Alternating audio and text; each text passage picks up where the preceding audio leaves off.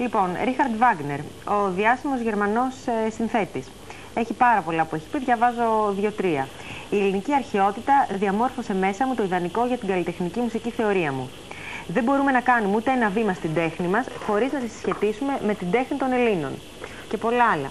Ο Ριχάρντο Βάιτσεκερ, που ήταν πρόεδρος της Γερμανικής Δημοκρατίας και έζησε από το 1984 μέχρι το 1994.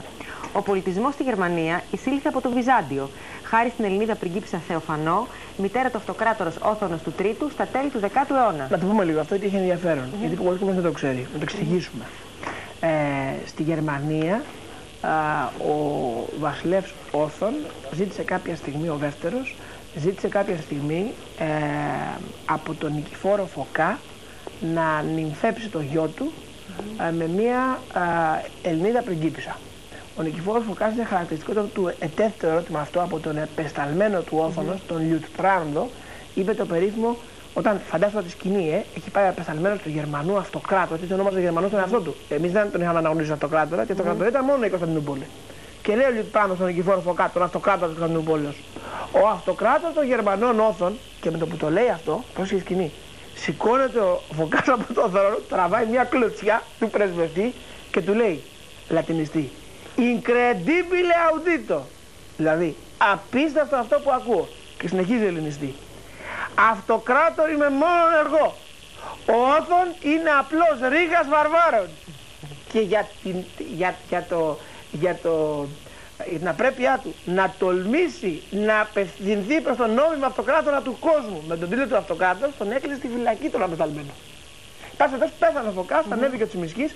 Ο Τσιμισκής αποφάσισε να αποκτήσει στενότερες διπλωματικές σχέσεις με την τότε Γερμανία και αποφάσισε να στείλει μια πριγκίπισσα από την αυλή, όχι από τους πρωτοκλασσάτες θα λέγαμε, αλλά μια από το ευρύτερο περιβάλλον της αυλής, την Θεοφανό.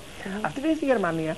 Αυτή πηγαίνοντας στη Γερμανία, ενυφεύθη βεβαίως τον Όθωνα το δεύτερο, ο Όθωνα πρώτος που είχε ζητήσει, τον Όθωνα το δεύτερο, και γέννησαν ένα παιδί, το οποίο ονομάστηκε Όθωνο Τρίτος, αλλά ο οποίος, επειδή του είχε δώσει μοιραία του πλήρη ελληνική παιδεία, τον είχε μάθει όμηρο, τον είχε μάθει ελληνική μουσική, τον είχε μάθει να δίνει τα ελληνικά ενδύματα, τον είχε μάθει να ρητορεύει, του είχε μάθει, ακούστε το τρομερό, να τρώει με μαχαίρι και πυρούνι, γιατί μέχρι τη Γερμανία τρώγαμε τα χέρια.